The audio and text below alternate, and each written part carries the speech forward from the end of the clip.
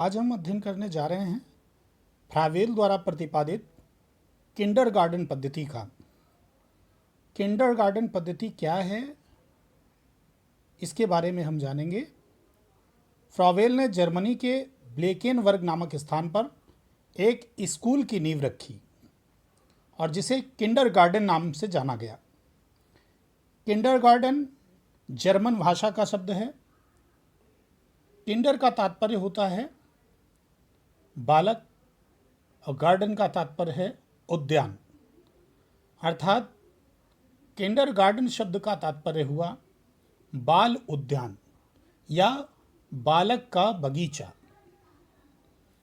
फ्रावेल द्वारा अपनाए गए सिद्धांत, जिन सिद्धांतों के आधार पर किंडरगार्टन में शिक्षण किया जाता था, पहला है खेल द्वारा शिक्षा का सिद्धांत। खेल द्वारा शिक्षा का सिद्धांत जिसमें बालकों को खेल खेल में ही सिखाया जाता था। दूसरा है स्वतंत्रता का सिद्धांत, अर्थात ये सिद्धांत बालक को पूर्ण रूपेण स्वतंत्रता प्रदान करने पर बल देता है। तीसरा है आत्मक्रिया का सिद्धांत। आत्मक्रिया का सिद्धांत इस बात को सिखाता है कि बालक स्वयं अपने मन को सक्रिय होकर काम करने के लिए केंद्रित कर सके। और इसके बाद है सामाजिकता का सिद्धांत। सामाजिकता का सिद्धांत घर, परिवार, पास पड़ोस सबके साथ मिलकर कार्य करना सिखाता है। फ्रावेल ने कहा है, यहाँ पर शिक्षक एक माली, बालक एक पौधा तथा विद्यालय एक बगीचे की भांति है। यानी कि किंडरगार्टन में शिक्षक को माली की उपाधि, बालक को पौध की उपाधि तथा विद्यालय को बगीचे की उपाधि फ्रावेल ने प्रदान की है। इन्होंने ये बात कही थी कि जिस प्रकार एक बगीचे में एक माली दिन रात मेहनत करके छोटे छोटे पौधों को लगाता है और उन्हें सींचता है, उनकी समय समय पर निराई गुड़ाई करता है और धीरे धीरे करके वो पौधे सुंदर वृक्ष बन जाते हैं, उसी प्रकार एक अध्यापक को भी अपने बालकों को निखारना चाहिए। किंडरगार्टन शाला की आवश्यकताएं। पहली आवश्यकता है खेल तथा संगीत।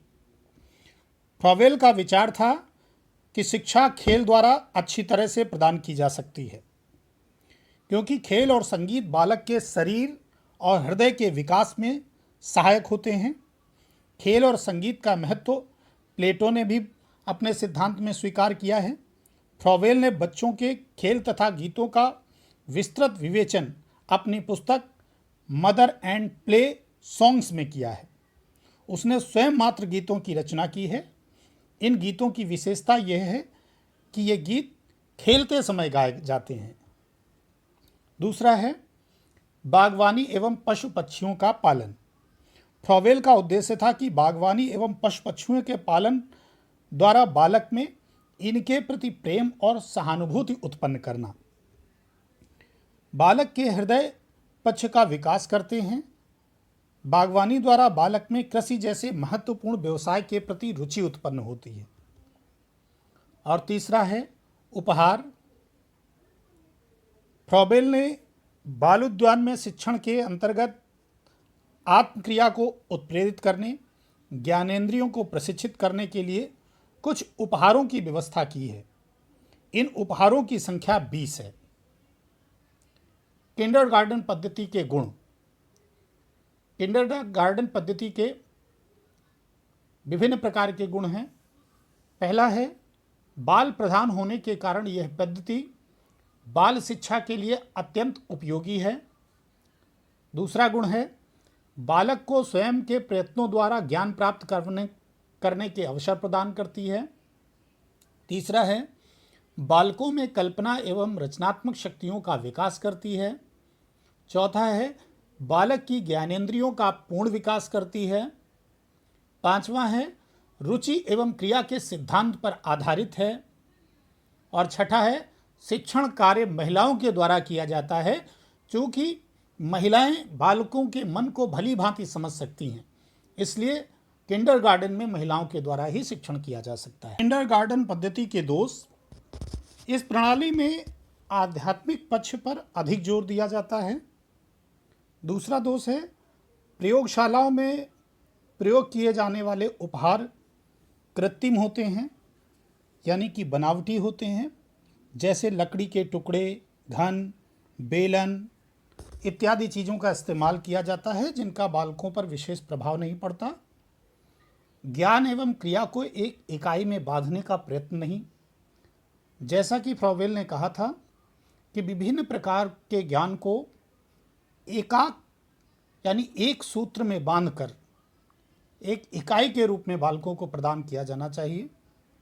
तो इस विधि के द्वारा ज्ञान और क्रिया दोनों चीज़ों को एक सूत्र में नहीं बांधा जा सकता। नेक्स्ट है, बालक उपहारों में बंध जाता है, उसे स्वतंत्रता का आभास ही नहीं होता। उपहार के लालच में बालक उपहारों को प्राप्त करने के लिए उसी में निरंतर बंधा रहता है और उसी की तरफ प्रयत्न करता रहता है। वो अपनी सोच को विकसित नहीं कर पाता, न स्वतंत्र होकर वो कोई कार्य कर पाता है।